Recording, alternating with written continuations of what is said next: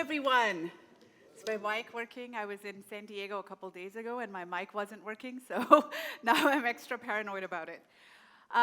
Really, really great to be here and talking about one of my very favorite topics, which is resilience. And like you saw in the little video that was shared just now, to me, resilience is not something that is an ingredient that you have or not have.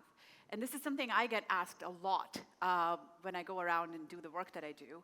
I have a personal story of having lived through considerable adversity and trauma. And oftentimes I get asked the question, whenever I share my stories on stage, that what was it in you that kept you going? What was that magic ingredient? What was that thing that you seem to have that others don't have? And I love busting that myth because it's not really about something that you have or not have. It's something you cultivate. It's something you build. And every single time we take a little tiny step forward, the next step becomes a little bit easier. You often hear the words that everything happens for a reason. How many of us have heard that? Many times, right? Yeah. And I'd like to defy that a little bit because sometimes people think your circumstances are what led you to where you are today.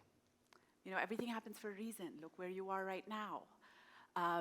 It got you to where you are, right? So it was all okay.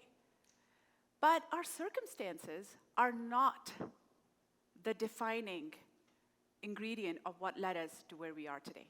It's our response to what happened to us that determines our outcome. And that's where our power lies. It's that response we choose to have when we're afraid, when things seem dark, when there seems to be no way out. And you unlock that little bit of hope, that little bit of creativity, and you choose to take one little tiny step forward. And that is what courage is about. That is what resilience is about. It's not about being fearless. In fact, there's no such thing as fearless. As a mental health professional, I can tell you that fear is something that we all feel at many, many different times of our lives. Fear is a very natural human emotion. If we didn't have fear, we'd be doing a lot of reckless things that we probably shouldn't be doing anyway. So fear is healthy. It's about how we choose to use the fear. Do we let it hold us back? Do we let it propel us into action? Do we let it cloud our judgment? Or do we overcome it in a way that embraces fear and still allows us to move forward with courage and grace? And it is in those moments, those defining moments of, I choose to take one step towards something that I believe in, even though I'm terrified, even though I'm afraid. Those are the moments that define our trajectory. When I arrived in Canada as a child bride in a forced marriage, there were many years in the beginning, especially of my marriage, where I had no idea that I would ever go to school. My dreams were to get an education, to change the world, to make a difference. And I was told by every single person around me that those dreams are not valid, that I should be succumbing to my destiny, I should accept the status quo, and I should forget about ever going to school. And even in those moments when I had no hope, I would stand in front of a mirror and practice my graduation speech that I would one day hope to deliver. And I did do that 15 years later. So oftentimes, we have to be our own biggest cheerleader, our only cheerleader. There will be times in our lives when no one will believe in what we want to do. People will mock us. People will tell us that there's no way you can do it. And what they're saying is not a reflection of your limitations, it's a reflection of their limitations.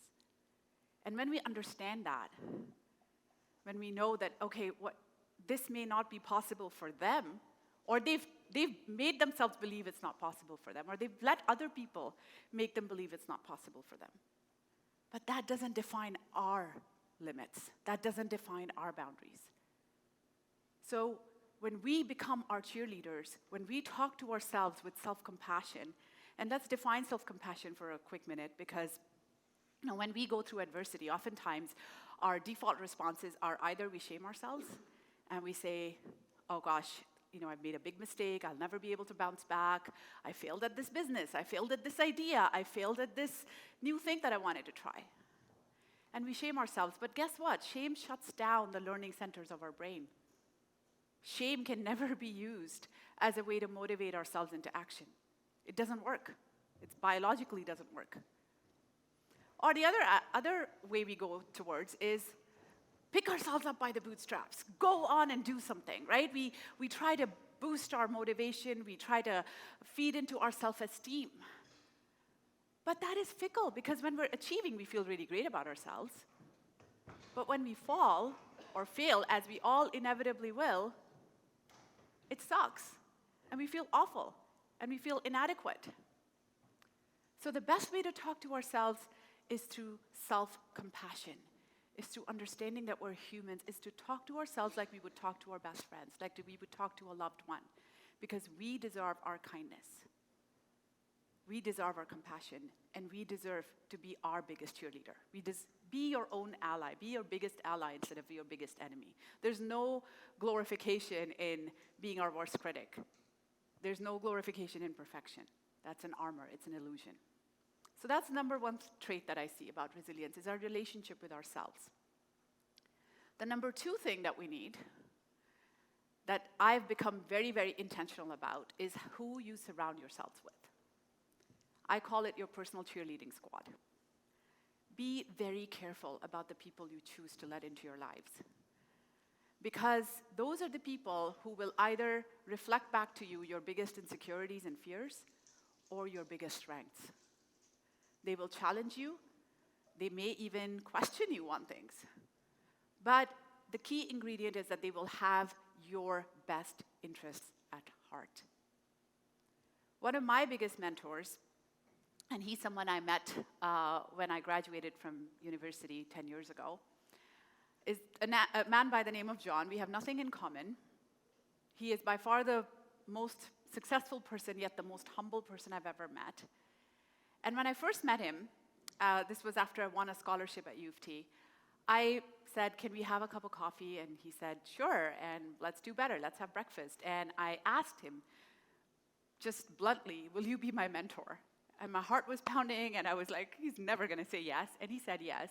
And today he's become the closest thing I've ever had to a father. And what he does for me is he never tells me what to do. He makes me convince him about what I want to do. And just by hearing myself talk, I can pretty much figure out, okay, this is a bad idea or not. And whenever I walk away after spending some time with him, I feel like I can do anything. I feel at my very, very best. And that is the feeling you want to tap into. So pay attention to that energy when you surround yourself with someone, when you're talking to someone, when you're spending time in someone's company. How do you walk away feeling? You know, how many of us have talked to someone and we can't quite put our finger on it, but something seems off? You know, like some energy seems off. Like, pay attention to that. Our body often tells us things that our brain cannot yet comprehend. So even though we can't rationalize it, I've had meetings like that with, when I was in the corporate world especially, where I'd be like, yeah, everything seems great, but I don't know why I feel off. And then a few months later or a few weeks later, I'd be like, that's why I felt off. Right? So pay attention to that feeling and surround yourself with people who have your best interests at heart, who cheer you, who motivate you, and who lift you up. And the number 3 thing, which I will wrap up with, which I think is a perfect segue into our wonderful panel here, is following our purpose. And purpose doesn't mean this idea that there's one purpose we all have that we're born with and we have to find it, we have to monetize it, we have to tap into it, we have to leave a legacy. That's exhausting. Purpose can be anything that brings us joy. It can be anything that is meaningful to us.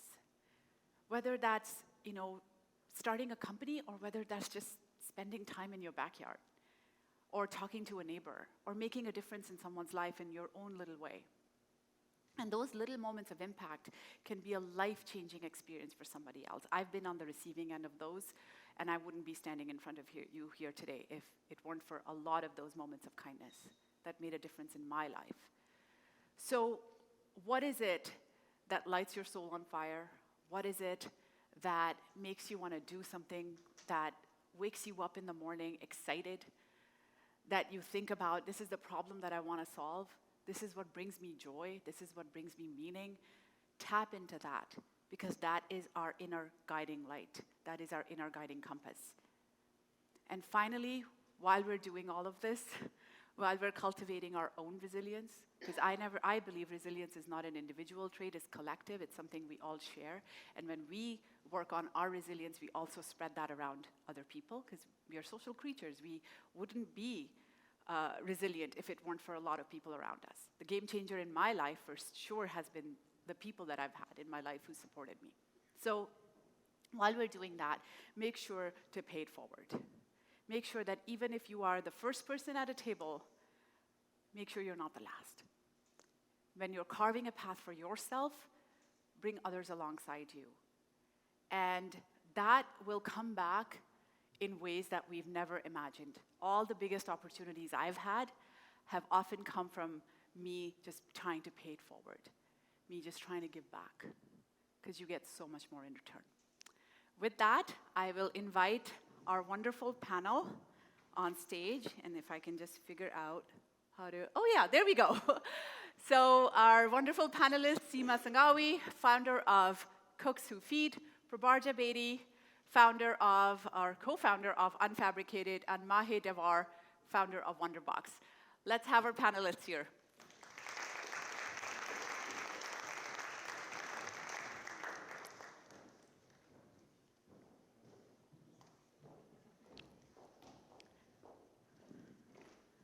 Oh, do I get to sit too? Yeah. Okay. I just noticed that there's 4 of these here. Great. Welcome. Thank you so much for being here today.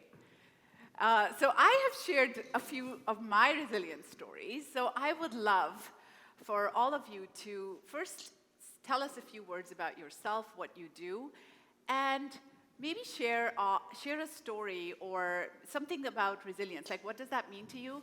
Or maybe a moment in your life when you realized, yes, this is what resilience is to me. This is what I want to tap into. Like an aha moment that has been really meaningful to you. We'll start off with you, Seema. For sure. My name's Seema. I'm the founder of Cooks Who Feed. Cooks Who Feed is a social enterprise. Our mission is to fight hunger. And we do that by ethically producing kitchen textiles that have a give back model. And then we share our profits with charities around the globe that recover surplus food to reduce food waste and provide hunger relief. Since I've been doing this now for about 4 years. Yeah, 4 years. And we've provided close to 1.7 million meals through the sale of our textiles.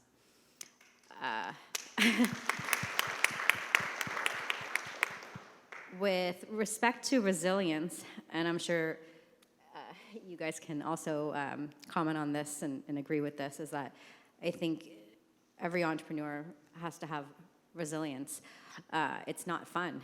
It's not what most people, I think it's glamorized a lot of the time, right? So I don't think that's not the reality. I think most entrepreneurs have anxiety, and there's a lot of, you're always questioning yourself and questioning your decisions.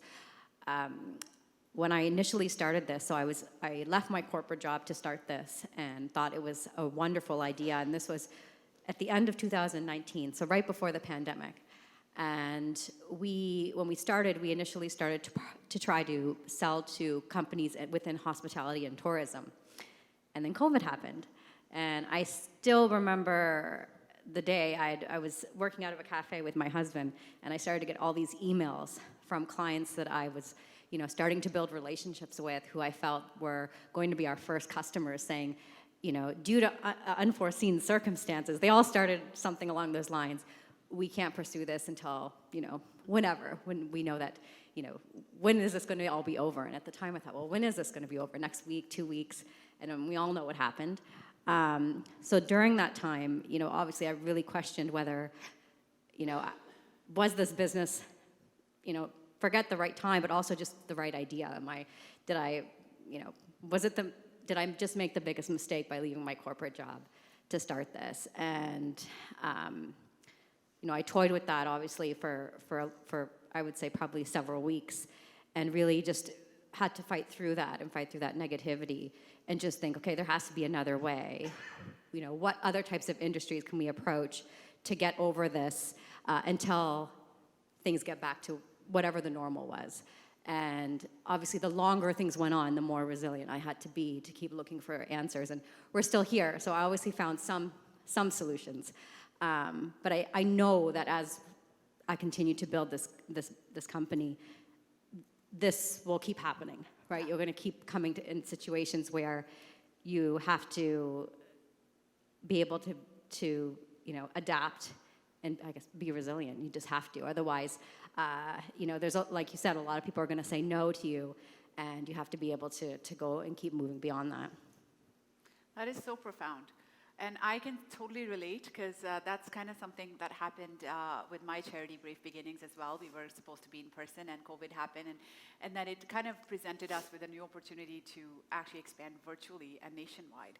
So adaptability is such a key ingredient because we'll never have a crystal ball. We'll never have all our ducks in a row. We'll never have the answer of what lies ahead, right? It's that faith in your ability that no matter what comes up, I will figure it out. Yeah. That is so profound. Thank you, Seema, for that amazing, amazing answer. Prabarja, over to you. Yeah, sure. Hi, everyone. I'm Prabarja. I'm the co-founder of Unfabricated, which is basically a sustainable and ethical fashion and home business, where we upcycle surplus and waste fabrics that are generated in textile manufacturing firms to create new home and fashion products that are hand-stitched by women artisans in India.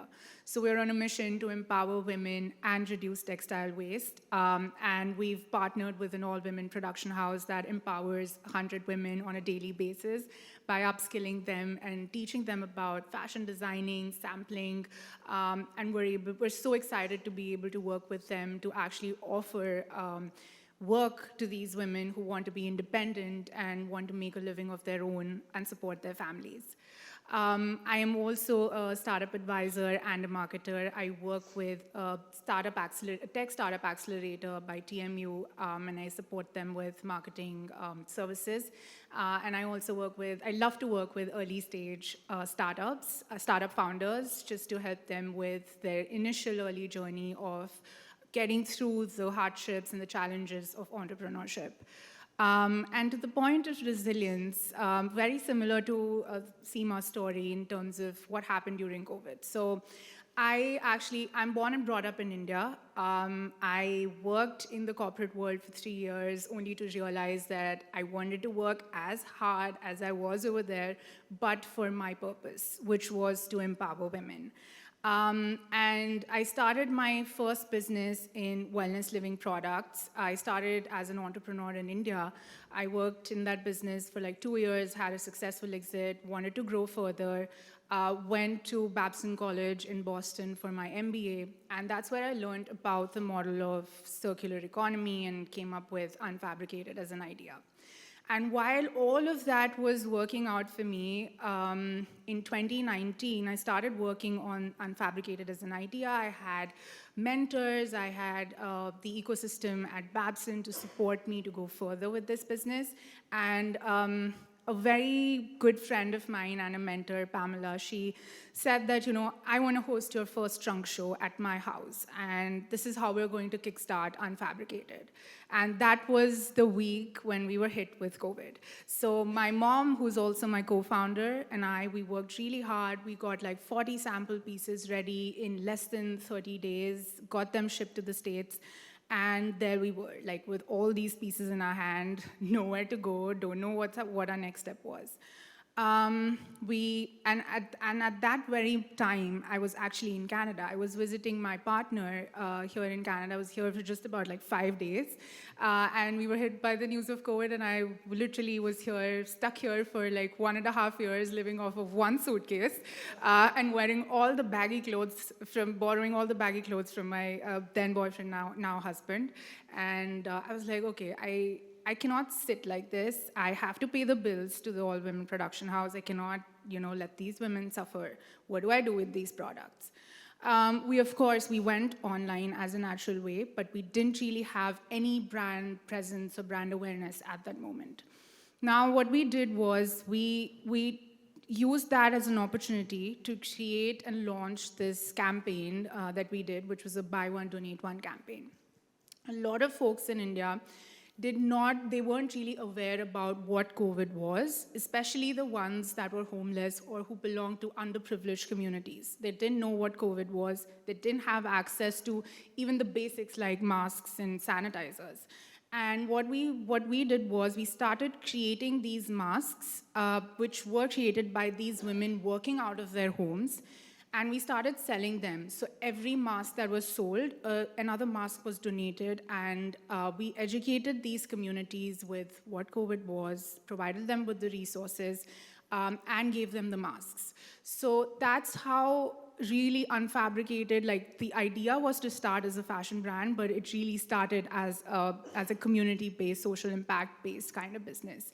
And the living proof of that is also on our Instagram. You will literally see how we donated those masks, and we have the pictures of these people. It was so empowering. So I feel like just that adaptability piece, and also being like very persistent, which also ties very well with resilience, is just you will be thrown multiple curveballs in life. Like, there is no end to it, and things will never go as per your plan. So you might as well make the most of what you have and use that as an opportunity to create something. And I strongly believe that if your purpose is clear, you're going to get where you initially wanted to be. It's just these little curves that you need to get through. That's amazing. Thank you so much. I love that. Especially the purpose piece. And there seems to be a theme going on here. All three of us have left corporate jobs to pursue our purpose. So, all right, Mahe, over to you. So, hi everyone. My name is Mahe. I'm the founder of Wonderbox. Wonderbox creates STEAM activities and toys for kids aged 4 and up. So that's science, tech, engineering, art, and math. Wonderbox was inspired by a couple of things. So the first one was my own childhood experience. I was a very curious kid. I loved to figure out how things worked, and I spent a lot of time doing that. It was also partly inspired by my parents' experience and how I saw them put so much care and thought and time into keeping my curious mind busy. But a lot of it was inspired by a love for learning and a love for sharing that learning with everyone. And so I created Wonderbox to create activities and toys that will allow kids to build, to experiment, to explore, and to grow and learn while they do that. And yeah, so that's sort of a little bit of background about how Wonderbox started. Like the three of you, I also quit a corporate job to do this. So we have that in common. Speaking to the resilience piece a little bit, I think resilience means a lot of things to a lot of different people. And I also started Wonderbox right before the pandemic, so I have lots of fun pandemic stories, or not so fun pandemic stories to share with everyone. But what I want to talk about is that for me, a lot of it is the ability to withstand change and to be able to withstand taking a risk and sort of coming out on the other side of that. And the story goes that when I started Wonderbox, it was a subscription box, and it was basically toys. So at its core, it was a resale business. And while that was growing, it was doing all right. It wasn't growing quite as fast as I wanted it to, or quite as well as I would have liked it to. What I very quickly realized was that there is a ton of value in creating the activities that I create now. And that is really what customers were looking for activities that kids can build and create and sort of think beyond just the instructions in the book and learn and sort of grow with them. And this was something that was not only appealing to parents, but it was appealing to teachers and summer camps and all sorts of organizations. And when you sort of start doing that, now you can create custom things for parents and, well, not parents, but teachers and camps and all of that, and you can deliver programming. And you can do that in a way that really adds value. So maybe sort of a traditional approach to resilience would be to look at and say, hey, I have something that does have potential, and maybe I should find new ways to make this work. But for me, it was the ability to withstand the change, to be able to pivot my business and be able to create something that added a lot more value and listen to the feedback I was getting from my customers. And that is sort of how I switched what Wonderbox did and built it into what it is today. Wow, amazing. So my next question, actually, which all of you have touched on, and I'll ask you to elaborate a little bit as well. My next question was, what are the traits that have served you through challenges? And we heard adaptability from Seema, we heard persistence from you, Prabarja, and we heard being nimble and listening to feedback. Are there other things that you would like to add to that, like something that perhaps hasn't been mentioned, or how that has not just served you in your professional life, but also in your personal life? Maybe we'll go the other way around and start with Mahi this time. Yeah, for sure. So yeah, like I said, sort of that everything that everyone's mentioned, and as well as sort of that ability to withstand change is a big one for me. But I'll touch on a couple of other things. I think one really important one for me is, and these are all things I've learned along the way, is the ability to step outside of my comfort zone. That is not something I think anybody enjoys doing. It's not something I enjoyed doing in the beginning, but constantly putting myself in those situations where I was uncomfortable, where I had to do something that did not come naturally to me or did not feel easy, I think has really helped me grow, and that's probably why I'm here today. I think another one that sort of has really helped me along the way is the ability to sort of stay scrappy and problem solve. Because being a startup entrepreneur, like running your own business, it's really not glamorous, like Seema mentioned. And I started off in 2019, late 2019. So not only did I have to figure out how to run my first business during a pandemic, I also had to figure out how to grow it. This was a time when I'm sure everyone remembers, not only did nobody know what was happening tomorrow, customers didn't know whether they wanted to make purchases.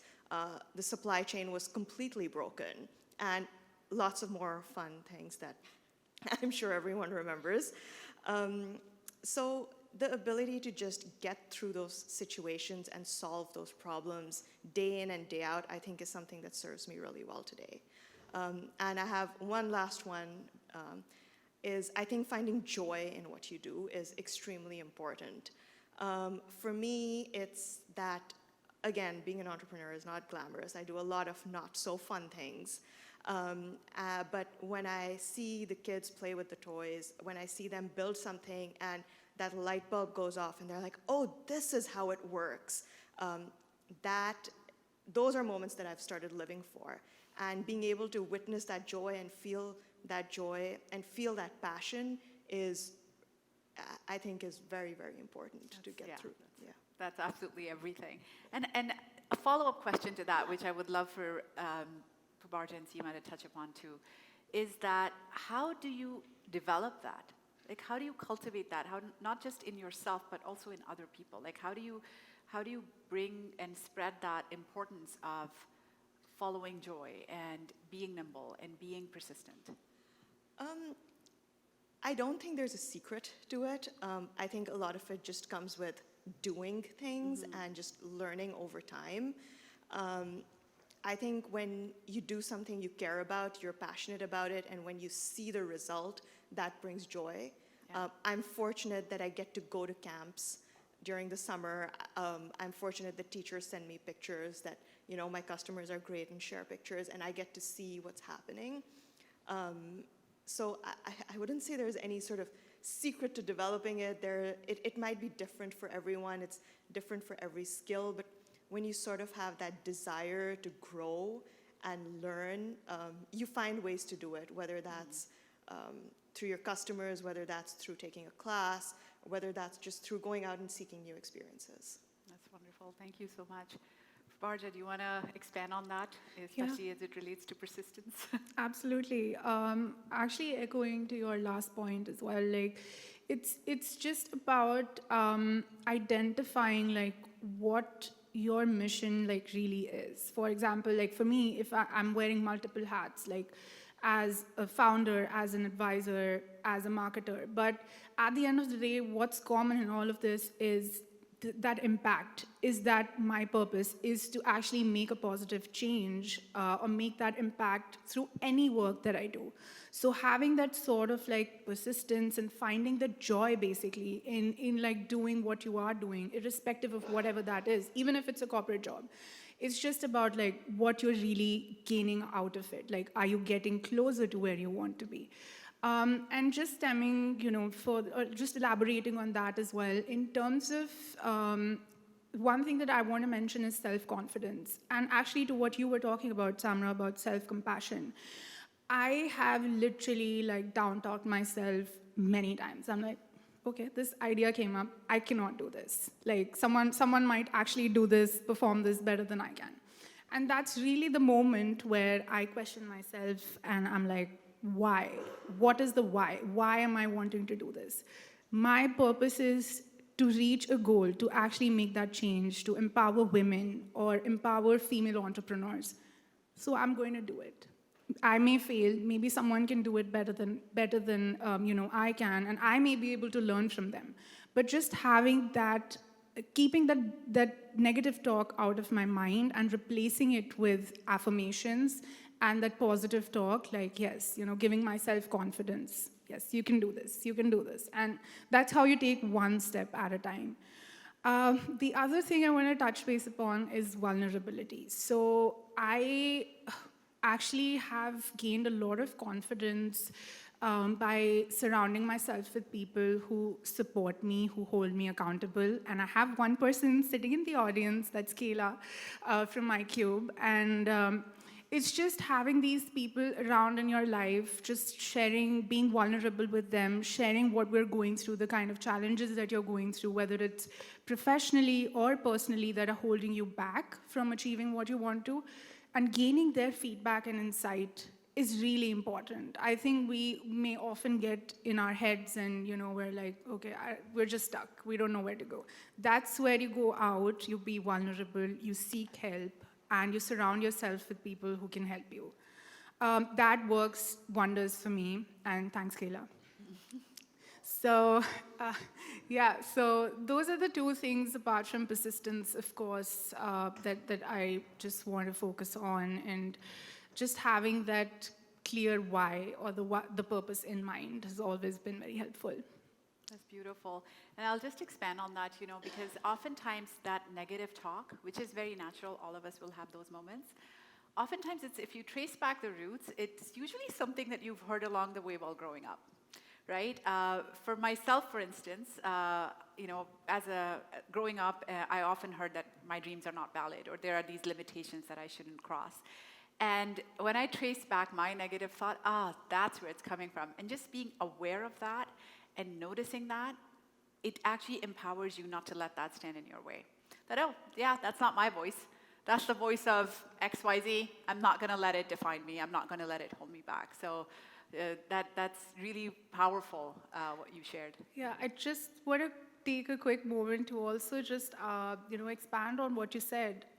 That's absolutely correct. So I come from a background, like from a patriarchal society. I've grown up watching, only my dad or my granddad actually running their business, or most of the women in my family are homemakers, not really by choice. So I have seen them, I have grown up in that environment where I've seen like, okay, you're sort of not really capable of doing anything else but just the work that you do at home.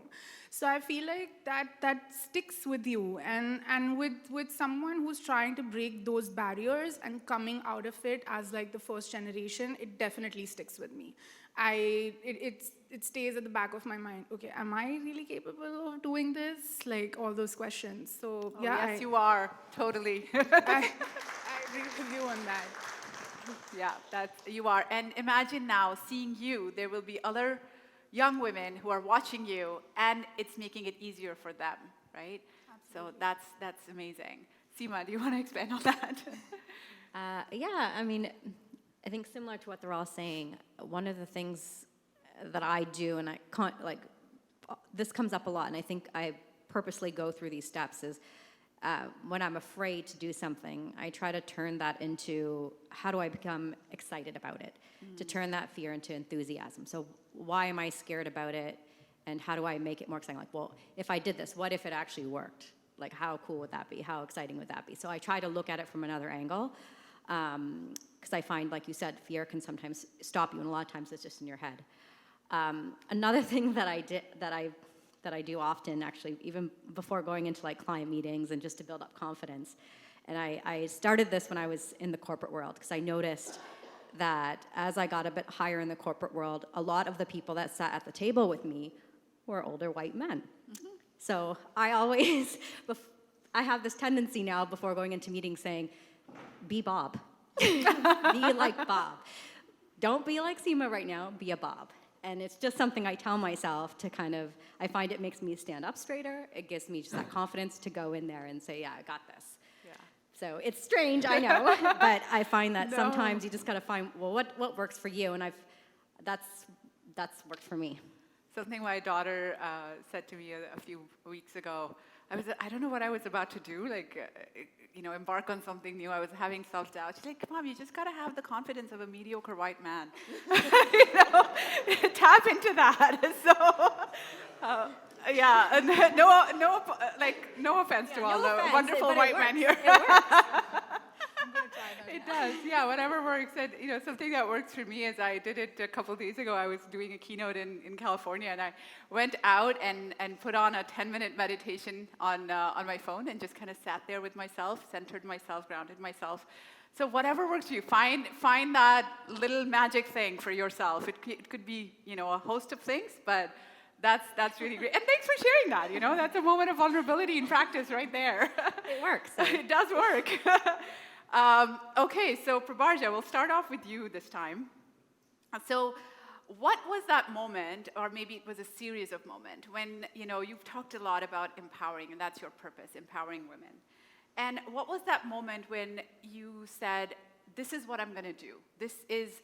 I've found my purpose. Like, there's this quote by Mark Twain that the two most important days of your life, the day you were born and the day you find out why you were born. Personally, for me, that's when I started sharing my story, and I knew there was no going back after I saw the impact that it made. So what was it for you where you said, I'm going to empower women in underserved areas in the world. This is my purpose, and here I go. Yeah, I think it was actually a series of instances that made me sort of find my purpose. And I'm going to answer this in two parts. So one is with respect to, so Unfabricated, that's my current business, is very focused on women empowerment and reducing textile waste. So I'm going to take that as the lead to answer this question. The first one is the women empowerment aspect. So as I mentioned earlier, I'm born and brought up in India. I've grown up in a patriarchal society. My grandfather and my father, they both were entrepreneurs, and they sort of inspired me to actually, do something entrepreneurial. But the sad part of that was I never saw any women in my family working in the business. I was surrounded by women who were taking care of the home, taking care of the children, and just basically raising us. And I was like, okay, there's this piece of me that I want to be an entrepreneur just like my dad, but I also want to be very caring, kind, and empathetic just like my mom. So I thought, this is an amazing, these amazing two skills that could actually, I could combine them and be this impact entrepreneur. And what could I do with it? Actually impact the lives of women in India, because I've always wanted to see them work, see them grow, be independent. The kind of emotional and financial dependence that I was watching my mom and women in my family have on their family and their spouse was driving me crazy. I was like, I cannot live like this. And that was the moment for me that I said, no, I'm going to define my own path. I'm not going to marry at 21. I'm not going to, quit my dreams. I will pursue further education. I am going to be an entrepreneur, and I will take my mom on this journey. So Unfabricated is actually co-founded by my mom and I. So this really gave me an opportunity to empower her along with myself. Like, this is a dream come true for me to work with my mom. So that was that one piece of the women empowerment aspect, and I'm so grateful that throughout this journey, my family has been so supportive. Like, even my dad, he's been really supportive and encouraging. And that's what you need. You need the support of the community, your family, to actually go further and achieve what you want to. And the other aspect of it is the textiles, so like reducing the textile waste. My family business actually is in textile manufacturing, and I have grown up watching heaps of surplus fabric, waste fabric, just sitting, lying in our warehouse. And while I was doing my MBA at Babson, I was introduced to the model of circular economy. That's where I was so curious. I went up to my professor and I said, I really like this model. How can I use this? I really want to implement this model in some form or the other in the textile industry. I sat with him for hours. We came up with this idea, and I was like, yes, that this is possible. And now we end up now we do tie up with like multiple textile manufacturing firms to actually source those products source the waste fabrics from them. So yeah, I mean, in terms of the women empowerment and the textile waste reduction, those were the two specific moments that I was like, this is really my purpose. This is it. Amazing. That's awesome. Seema, your words were, I never set out to create a company. I set out to create a movement. And that is so powerful, a movement to fight hunger in the most socially responsible way possible. So do you feel like that kind of passion for what you do, and we've touched upon purpose and passion multiple times today, but that kind of passion, about making a difference and impact, creating a movement, has that been critical to building your resilience, and do you think it is critical to building resilience for a lot of people? Yeah, I mean, it's definitely been, it is the most important thing for me.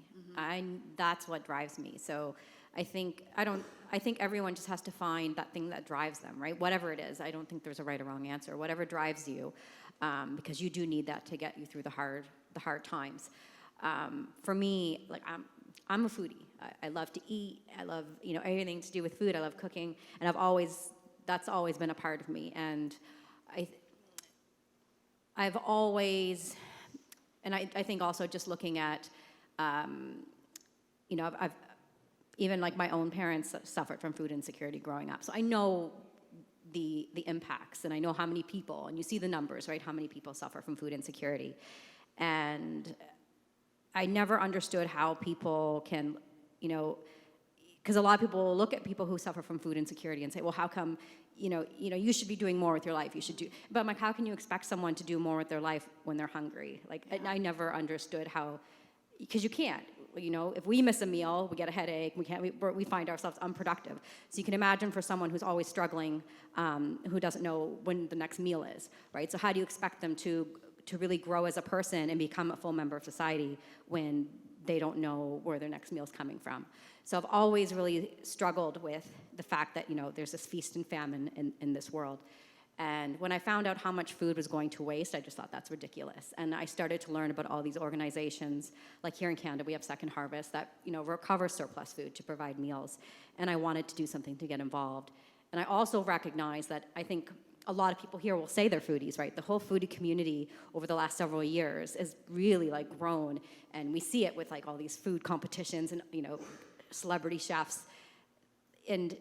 But if you ask people who are foodies, they will tell you that they do care about food insecurity, food waste. Sustainability is a big part of the foodie community. And if you look at the brands out there, I'm not going to name names, but all these different stores that pop up, and now you can get fancy red blenders or pink blenders or whatever, right? You see all these things, but none of these brands are sharing the same values. They don't focus on sustainability. There's no give back. There's no, textiles are made with polyester, and I just felt like there's got to be something better that represents the community, and that's what I wanted, was just to provide other food lovers with another choice that actually represented their values and made a difference. That's wonderful. Wow. Very powerful. Mahe, at Wonderbox, you build each STEAM activity, and you were talking about pivoting from products to activities, which was really profound. And these activities can help, you're putting research into it, you're putting care into it, so kids can explore, learn, and feed their curiosity. And right now, we're really in a world where education is shifting, learning is shifting, right? So how do we keep the next generation intelligent and engaged and understand this difference between real learning and, let's say, learning to talk to Alexa? Yeah, so I think learning comes in many, many different forms, and I think sort of both or all forms of learning are important. So learning can come from the places you go, the people you meet, the things you interact with. And you're right, we are in a sort of an incredibly, technologically heavy world. And so I'll touch upon the Alexa thing a little bit and then move on from there. But learning to talk to Alexa or Google or ChatGPT is an extremely important skill. And learning to do that, not just talk to them, but do it in a way that's productive and you can get the result you're looking for, is also an extremely important skill. But at the core of that, if you think about that technology, at the core of that is your science, your math, your languages, and so on, and all the things you learn starting from kindergarten or when you're in school.